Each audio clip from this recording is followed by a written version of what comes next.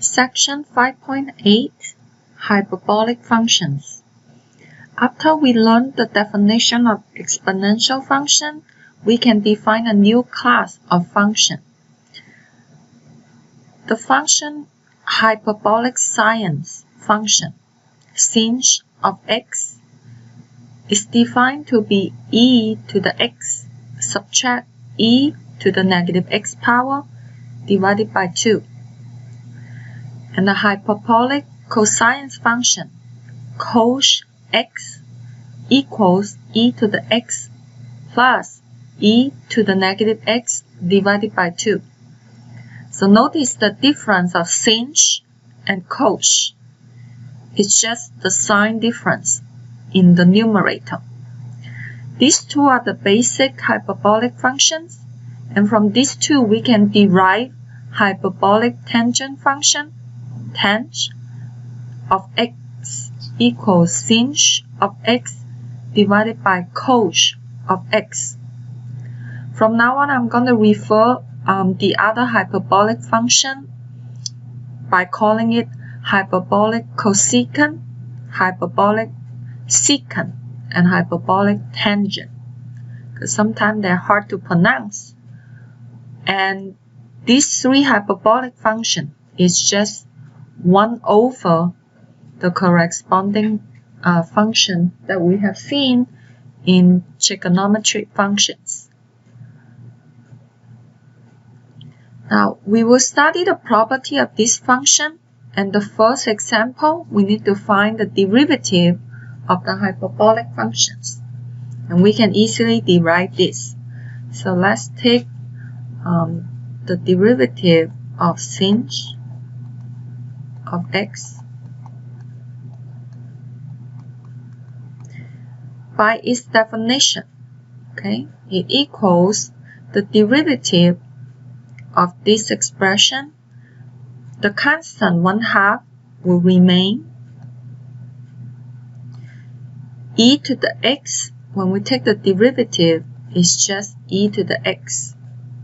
Subtract e to the negative x, when we take the derivative, is the derivative of the outer function, so it's itself evaluated at the inner function times the derivative of the inner function, -1. When we simplify it, we get e to the x plus e to the negative x divided by 2. And this is simply cos of x. Now, using simple differentiation rule, we can derive the rest of the derivative. So I'm going to write down the rule right here. When we take the derivative with respect to x of the hyperbolic sine function composed with an expression of x, we get cos of the expression times u prime. Again, derivative with respect to x, cos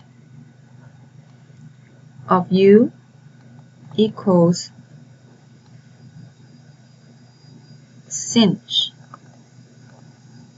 of u times u prime. And they are similar with the trigonometry function, except in this case, these sides are positive. And when we take the derivative with respect to x, tan of u, hyperbolic secant u squared times u prime. For the reciprocals, so hyperbolic cosecant of u, we get negative hyperbolic cosecant of u times hyperbolic cotangent of u times u prime. Notice the similarity for the hyperbolic functions. and the trigonometric functions. The reciprocal of cos is hyperbolic secant function, and it equals negative hyperbolic secant times hyperbolic tangent times u prime. And the reciprocal of tang is hyperbolic cotangent of u. It will equals negative hyperbolic cosecant of u squared times u prime.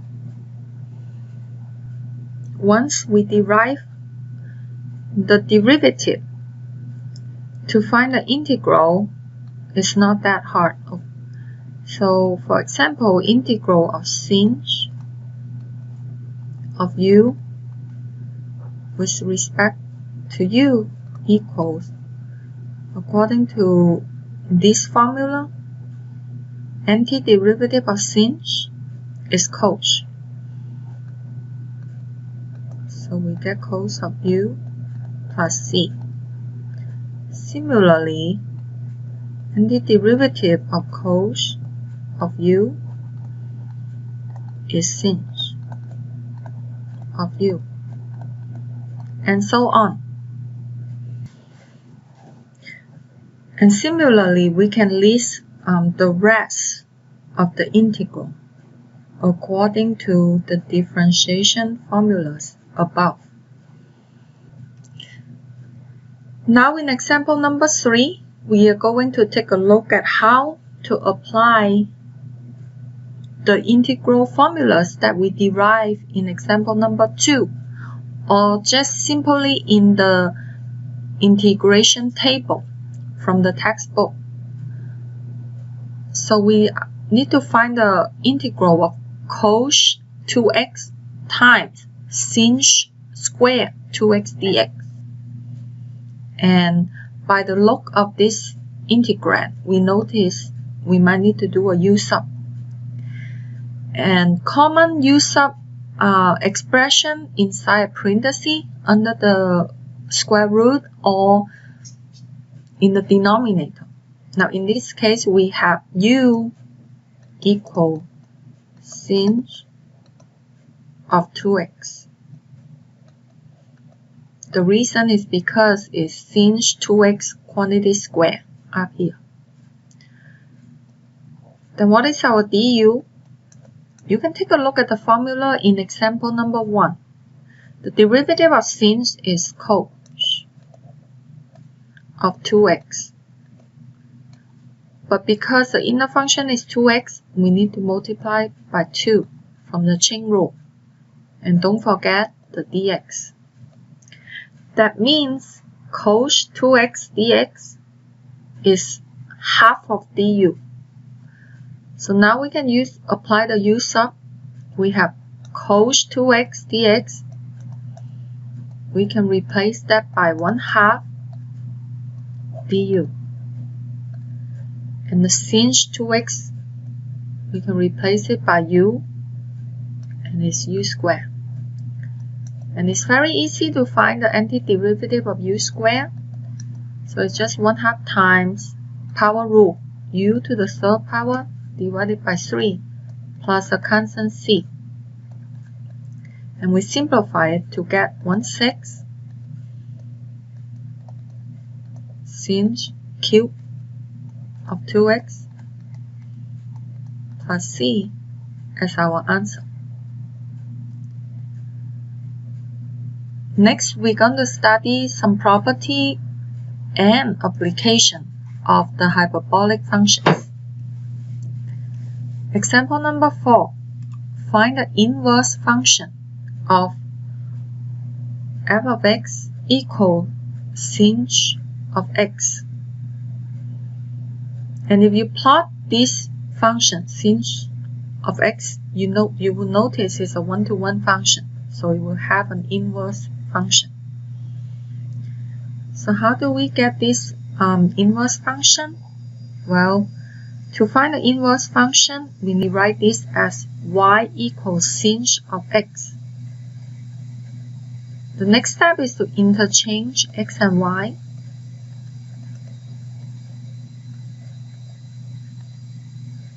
And then solve for y.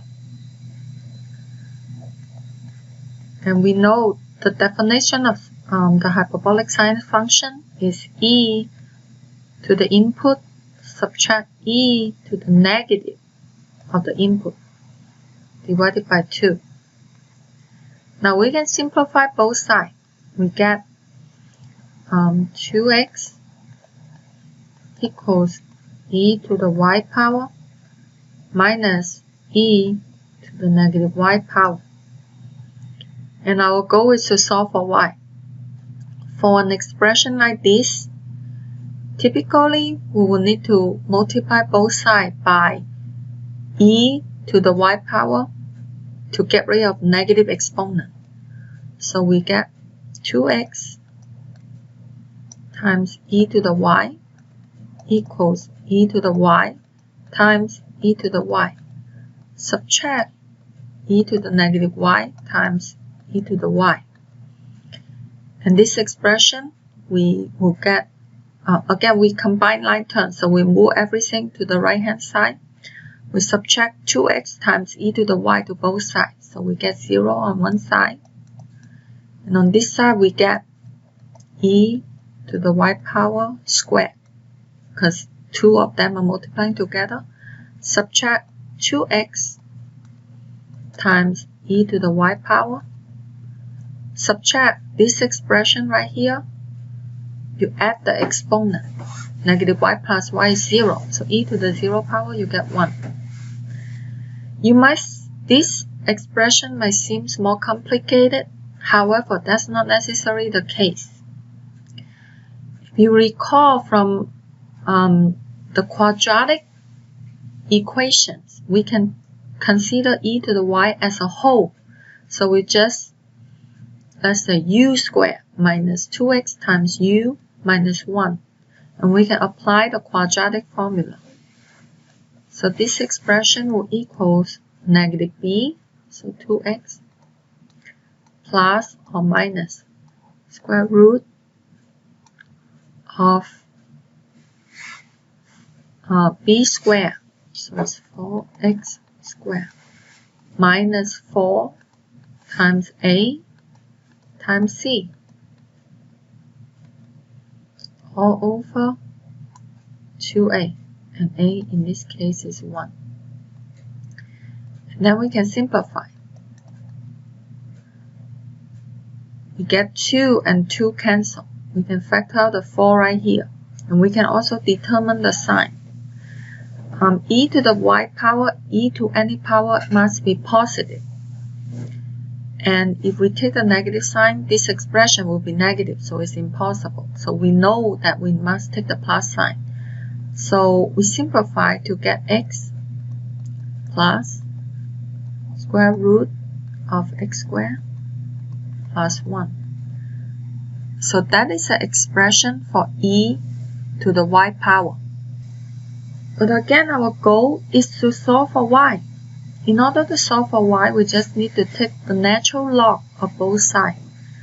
So we get y equals ln of x plus square root of x squared plus 1. And this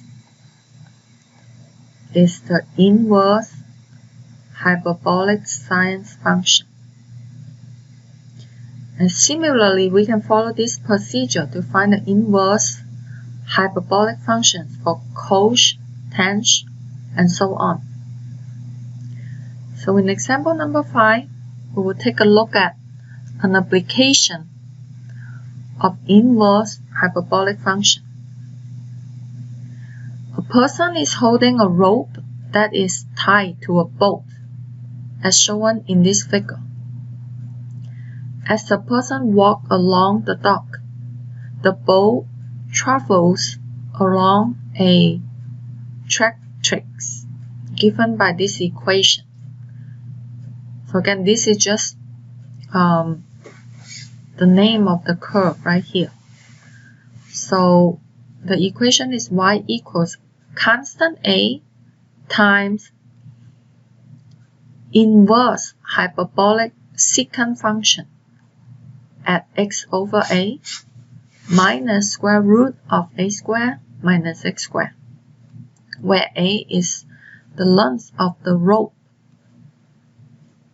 For a equals 20 feet, we need to find the distance the person must walk to bring the boat to a position 5 feet from the dock.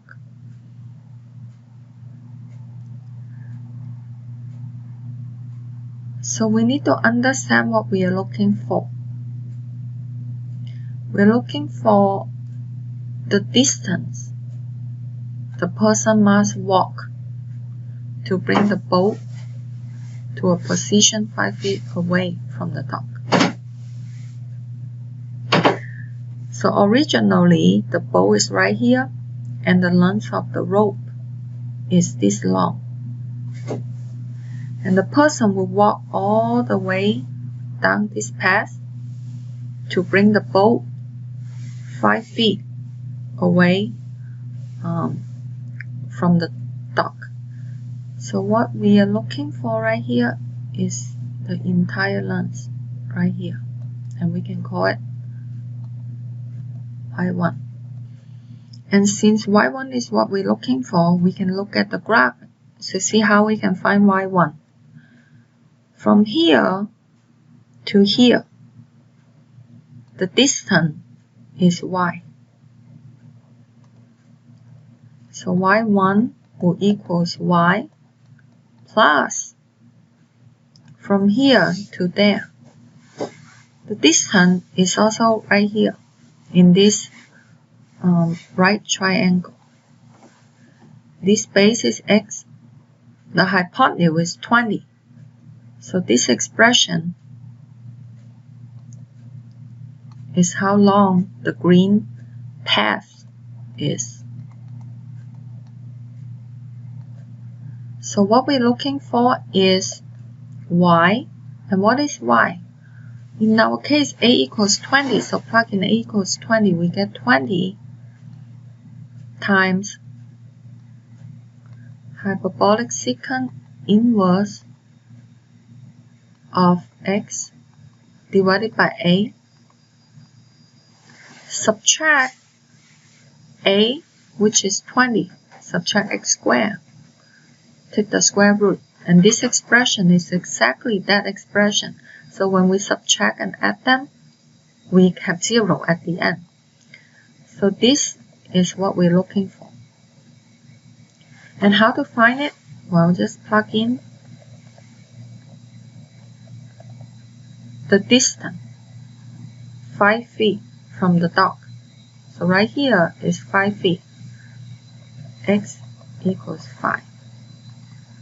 So what we're looking for is 20 times. Now in your calculator, you wouldn't have or more than likely you wouldn't have a inverse hyperbolic secant function key. So you will need to write down the expression using the natural log. In our case, we have inverse hyperbolic secant x equals 5. 5 divided by 20 is 1/4. So 5 divided by 20 is 1/4. Plug this into the expression. We get 20 times ln of 1 plus square root of 1 minus 1/4 squared all over 1/4. Approximately 41.27 feet as the distance that the person must walk.